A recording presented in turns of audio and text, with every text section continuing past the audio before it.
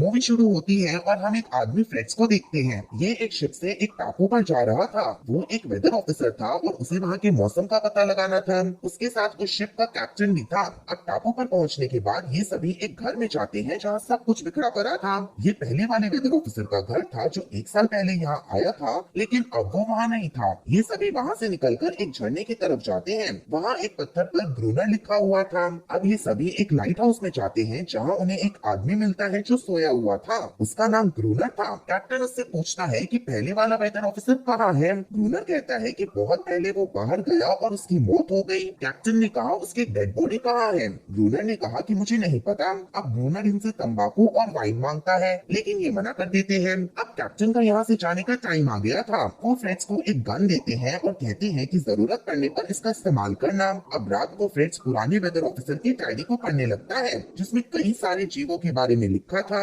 उसमें पुराने ऑफिसर की बीवी की फोटो भी फ्रेड्स को मिलती है। अगले दिन फ्रेड्स पूरे टापू पर घूमकर मौसम की जानकारी लेता है और उसे नोट करता है। अब रात को जब फ्रेड्स कुछ काम कर रहा था तो उसे अपने दरवाजे पर कुछ आवाज सुनाई देती है। जब वो दरवाजे के पास जाता है तो उसे काफी डरावना हाथ नजर आता है। ये देखकर वो डर जाता है। ये चीज उसके छत के ऊपर चढ़ गई थी। फ्रेड्स एक स्क्रू ड्राइवर की मदद से उसे मारता है और वो क्रीचर वहाँ से भाग जाता है। अगले दिन जब फ्रेड्स बाहर निकलता है तो उसे कुछ पैरों के निशान नजर आते हैं। वो सीधा ग्रूनर के पास जाता है और उसे कहता है कि मुझे अंदर आने दो, मेरी जान को खतरा है। लेकिन ग्रूनर उसे साफ साफ मना कर देता है। अब फ्रेड्स वापस आता है और अपने घर के सभी खिड़की दरवाजों को परमानेंट बंद कर देता है ताकि वो क्रीचर अंदर न आ सके। उसे एक राइफल भी मिलती है जिसे वो अपनी सुरक्षा के लिए अपने पास रखता है। अब रात को जब फ्रेड्स घर में बैठा होता है तो उसे कुछ क्रीचर उसकी तरफ आते नजर आते हैं और कुछ देर में वो सब उस पर हमला कर देते हैं। फ्रेड्स सभी पर गोलियां चलाने लगता है, लेकिन वो क्रीचर वहाँ से नहीं भागते और फ्रेड्स अपने घर की चारों तरफ पड़ी लकड़ियों में आग लगा देता है जिसकी वजह से पूरे घर में आग लग जाती है और आग की वजह से सभी क्रीचर वहाँ से भाग जाते हैं। अब फ्रेड्स वहाँ से बाहर आता है और एक चट्टान के पीछे छुप जाता है। पूरी रात फ्रेड्स को वहीं पर रहना पड़ता है।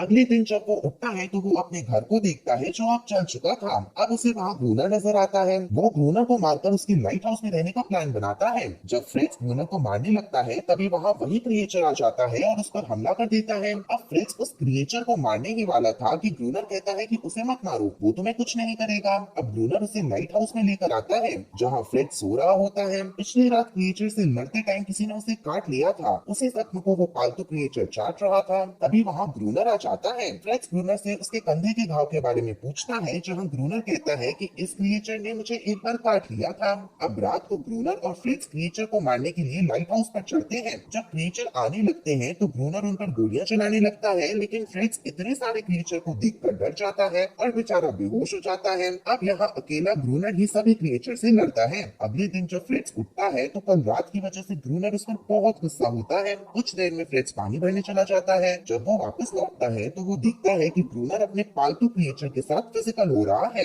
अब ये नाश्ता करने लगते हैं। ग्रूनर का पालतू क्रिएचर मरे हुए क्रिएचर का हाथ खा रहा था। अब रात को फिर से फ्रेड और ग्रूनर पहरा दे रहे होते हैं, लेकिन इस बार ग्रूनर दरवाजा बंद कर देता है और अंदर जाकर सो जाता है। रात भर सभी क्रिएचर से फ्रेड्स को ही लड़ना पड़ता है। अगली सुबह जब ग्रूनर दरवाजा खोलता है तो वो देखता है कि फ्रेड्स जिंदा है। अब फ्रेड्स हम सभी से कहता है कि मैं यहाँ सुकून की जिंदगी के लिए आया था, लेकिन मुझे पता नहीं था कि यहाँ इन सभी जानवरों के बीच में फंस जाऊंगा। हर दिन मुझे एहसान फरामोश वाले काम करने पड़ते हैं। मैं हर रोज यहाँ अपने दिन गिन रहा हूँ कि कब 1 साल हो और मैं अपने घर जा सकूं। कुछ दिन में सभी क्रिएचर इन पर हमला करना बंद कर देते हैं। तो ग्रूनर कहता है कि वो अपनी संख्या बढ़ा रहे हैं, जब उनकी तादाद बढ़ जाएगी तब वो फिर से हम पर हमला करेंगे। अगले दिन हम देखते हैं कि हर बीतते हुए टाइम के साथ फ्रेड्स उस पालतू क्रिएचर को समझने लगता था। फ्रेड्स हमें बताते हुए उसका नाम अनेरिस रखता है। एक रात ये सभी जब बैठे होते हैं तो फ्रेड्स कहता है कि इनके खून में एक केमिकल है जो इनकी बॉडी को एकदम ठंडा रखता है और इनकी आंखों पर एक लेयर है जिसकी वजह से ये पानी के अंदर भी देख सकते हैं। फ्रेड्स इन्हें पकड़कर शहर ले जाने की बात करता है। तभी अचानक से कुछ क्रिएचर इन पर हमला कर देते हैं। ये जल्दी से अपनी गन लेकर ऊपर जाते हैं। तब ये देखते हैं कि उनकी तादाद बहुत ज्यादा बढ़ चुकी है। सभी क्रिएचर से लड़ते टाइम उनकी बुलेट खत्म हो जाती है और ये दोनों अंदर आने लगते हैं। लेकिन अंदर आते टाइम एक क्रिएचर ग्रूनर का पैर पकड़ लेता है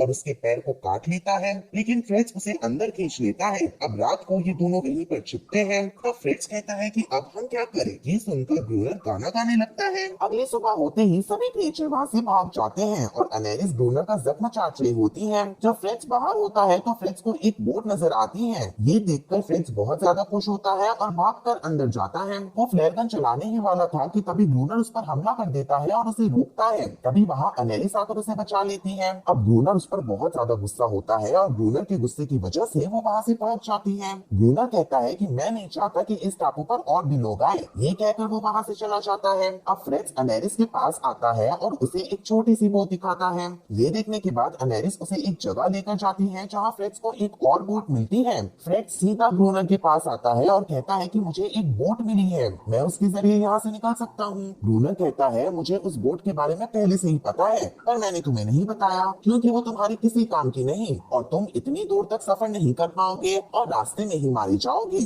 अब ग्रूनर उसे कुछ सामान दिखाता है और कहता है कि कुछ लोग यहाँ डायनामाइट की स्मगलिंग करते थे, लेकिन इस समुद्र में उनका जहाज डूब गया। तब फ्रेड्स को एक आइडिया आता है। वो कहता है मैं उन डायनामाइट्स को ढूंढ सकता हूँ और एक साथ कई सारे क्रिएचर को खत्म कर सकते हैं, लेकिन इस बात के लिए ग्रूनर मना करता है और वहाँ से चला जाता है। अगले दिन फ्रेड्स और अनेरिस एक साथ नहा रहे थे। इन्हें देखकर ग्रूनर को बहुत गुस्सा आता है और ग्रूनर फ्रेड्स से कहता है कि हम आज ही डायनामाइट ढूंढने चलेंगे। अब ये दोनों वहाँ जाते हैं जहाँ एक जहाज डूबा हुआ था। फ्रेड्स कहता है कि अगर मैंने इस रस्सी को एक बार हिलाया तो समझना कि सब कुछ ठीक है, 2 बार हिलाया तो सामान बांध दिया है और 3 बार हिलाया तो मैं खतरे में हूँ। ये कहकर वो अंदर चला जाता है जहाँ से वो काफी सारा सामान बांध देता है और ग्रूनर उसे ऊपर खींच लेता है, लेकिन तभी वहाँ एक छोटा सा क्रिएचर आता है और फ्रेड्स को नीचे गिरा देता है। फ्रेड्स ने काफी भारी सूट पहना था ताकि वो सतह से खड़ा रह सके। अब फ्रेड्स रस्सी को हिलाता है लेकिन ग्रूनर उसे ऊपर नहीं खींचता। बहुत कोशिश के बाद फ्रेड्स उस सूट से निकलकर बाहर आ जाता है।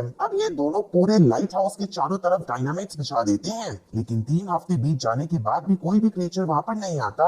एक दिन अनेरिस इन दोनों के लिए खाना लेकर आती है। तभी ग्रूनर उसे मारने लगता है और कहता है कि इसी ने उन सभी को बताया होगा। ग्रूनर फ्रेड्स से कहता है कि अब हम उन्हें मौका देंगे, हम मेन दरवाजा खुला रखेंगे, तुम नीचे जाना और उनके आते ही मैं ट्रिगर दबा दूंगा। रात को ये दोनों यही करते हैं। अब ग्रूनर अनेरिस को जबरदस्ती उसे आवाज लगाने को कहता है तो अनेरिस रोने लगती है। उसकी आवाज सुनकर फ्रेड्स को बहुत बुरा लगता है। जब फ्रेड्स नीचे होता है तो एक क्रीचर उस पर हमला कर देता है, लेकिन फ्रेड्स उसे मार देता है। दूसरी तरफ ग्रूनर पर भी कई सारे क्रीचर हमला कर देते हैं। जब ग्रूनर ट्रिगर दबाता है तो ब्लास्ट नहीं होता। अब ग्रूनर उन सभी से बंदूक से लड़ने लगता है। एक तरफ फ्रेड्स फिर से ट्रिगर को सेट करता है और उसे दबाता है, जिसकी वजह से एक बहुत बड़ा धमाका होता है। उस धमाके की वजह से ग्रूनर और फ्रेड्स भी बेहोश हो जाते हैं। अगले दिन जब फ्रेड्स ग्रूनर को उठाता है और दोनों बचे हुए क्रिएचर को मारने लगते हैं, तब फ्रेड्स को पता चलता है कि अनेरिस उन्हें छोड़कर वहाँ से चली गई है। अगले दिन फ्रेड्स समुद्र के किनारे पर एक सर्कल बनाकर उसमें वही बोट रखता है जो उसने अनेरिस को दिखाई थी।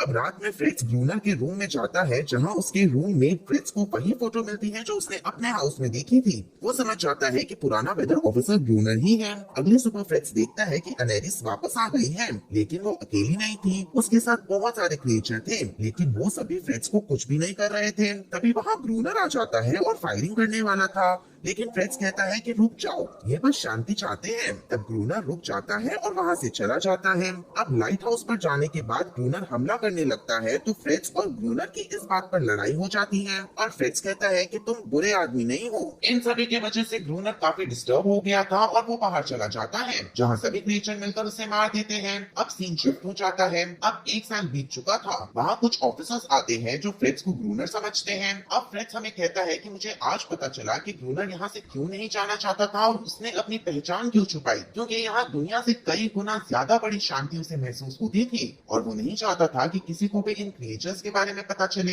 ये कहते ही इसी के साथ हमारी मूवी खत्म हो जाती है।